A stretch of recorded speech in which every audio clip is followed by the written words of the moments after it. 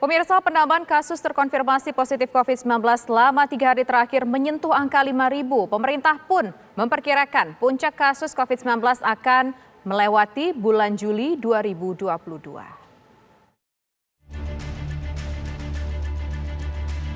Dalam 3 hari terakhir, penambahan kasus konfirmasi positif COVID-19 di tanah air mencapai lebih dari 5.000 kasus.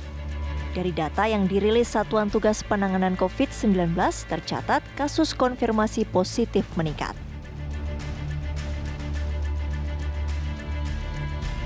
Di tanggal 18 Juli 2022, penambahan kasus positif 3.393 kasus. Namun di hari berikutnya, yaitu 19 Juli 2022, kasus konfirmasi positif melonjak mencapai 5.085 kasus. Keesokan harinya, 20 Juli 2022, kasusnya pun kian bertambah mencapai 5.653 kasus. Dan menurun sedikit di 21 Juli 2022, yaitu 5.410 kasus. Maka hingga Kamis kemarin, jumlah kasus COVID-19 di Indonesia 6.154.494, terhitung sejak pertama kali diumumkan pada 2 Maret 2020. Dengan penambahan 2.925 kasus sembuh, sehingga total kesembuhan mencapai 5.960.833 kasus. Pemerintah pun telah mengkonfirmasi temuan subvarian Omikron BA275 atau Centaurus. Temuan tersebut terjadi di Jakarta sebanyak 2 kasus dan 1 kasus di Bali.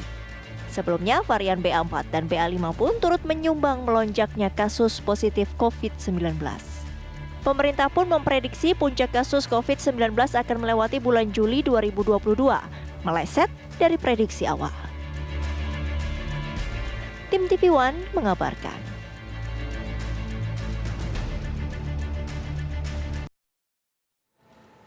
Pemirsa, selama 3 hari terakhir sudah kita saksikan bahwa jumlah kasus terkonfirmasi positif COVID-19 ini menyentuh angka lebih dari 5.000 kasus per harinya. Apakah ini artinya kita sudah harus pasti lebih berwaspada? Kita akan berbincang dengan Kepala Bidang Penanganan Kesehatan Satgas COVID-19, Dr. Alexander Ginting. Selamat sore dokter.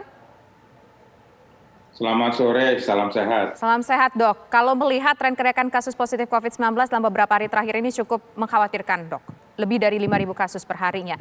Lantas bagaimana Satgas COVID-19 menyikapinya? Apakah kira-kira akan ada aturan baru, dok? Ya, jadi kasus ini meningkat belakangan ini terakhir menandakan bahwa virus dengan varian baru itu sudah masuk ke Indonesia. Dan kemudian yang kedua, berbagai pelonggaran diterjemahkan akhirnya menjadi lebih bebas dan kemudian lebih tidak terikat dengan protokol kesehatan. Kedua hal ini berakibat terjadinya transmisi yang lebih cepat. Oleh karena itu, kita sudah melihat bahwa sejak tanggal 10 Juli, itu tembus 20.355 kasus per hari. Dan kemudian juga kasus di rumah sakit juga meningkat, kendati pun memang mortalitas masih kecil. Nah, ini menandakan bahwa perjalanan virus antara manusia ke manusia masih berlangsung. Oleh karena itu memang protokol kesehatan penting, di samping juga vaksinasi juga menjadi prioritas. Jadi tidak bisa misalnya hanya vaksinasi dikejar, tapi protokol kesehatan diabaikan. Atau protokol kesehatan dikenakan, dipakai, tapi tidak dilakukan secara proper, secara benar. Sehingga kendati pun dia sudah menggunakan masker, tapi kalau maskernya nggak pas, ya sama saja terjadi juga transmisi. Yang berikut sebenarnya yang tidak kalah penting adalah bagi mereka yang bergejala. Jadi bagi mereka yang bergejala sebenarnya ini harus dibatasi agar tidak keluar dari rumah atau tidak memasuki area publik. Karena kalau bagi bergejala masuk ke area publik, ini akan menimbulkan klaster di kantor, klaster di berbagai tempat pertemuan, bahkan mungkin di kampus ataupun di sekolah. Jadi kita berharap kendati pun sudah vaksinasi, kalau dia bergejala, maka janganlah ini harus masuk ke area publik. Supaya tetap bisa kita mempertahankan supaya transmisi itu bisa terkontrol dengan baik. Dok, kalau awal ketika pertama kali COVID tiba di tanah air, ketika setiap ada yang kena COVID di kantor ataupun di organisasi tertentu selalu dilakukan tracing. Apakah ini artinya dengan statement dokter tadi tidak perlu dilakukan tracing jika tidak bergejala, cukup mereka yang bergejala saja atau gimana, Dok?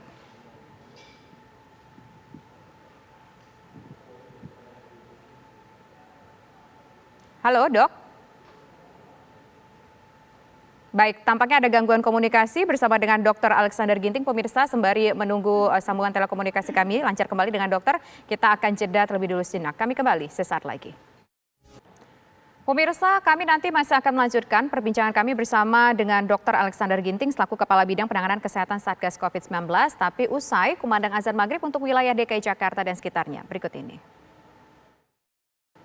Selamat menjalankan ibadah sholat maghrib bagi Anda yang berada di wilayah DKI Jakarta dan sekitarnya. Kita lanjutkan kembali kabar petang pemirsa, masih bersama dengan Dr. Alexander Ginting. Dokter, kalau melihat kasus yang semakin tinggi, apakah ini artinya dibutuhkan untuk booster tambahan bagi mereka yang sudah booster dan juga mungkin untuk anak-anak, mengingat saat ini sudah 100% tatap muka, Dok?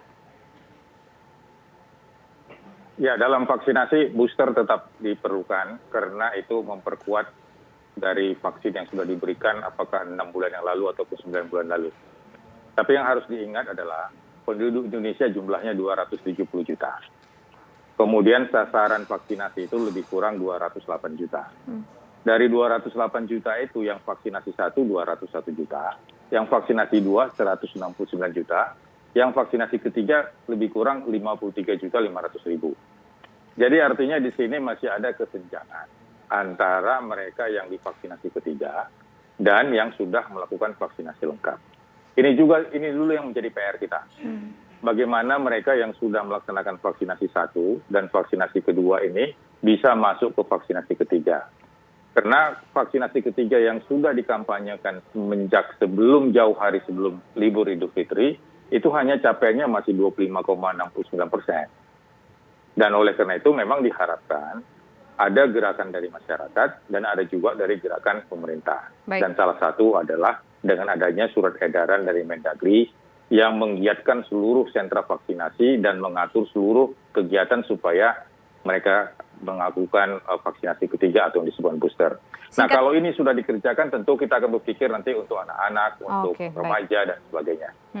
Baik, terima kasih Dr. Alexander Ginting atas waktunya bersama kami di program Kabar Petang. Kita berharap agar tidak terjadi lagi lonjakan kasus COVID-19. Selamat petang, Dok.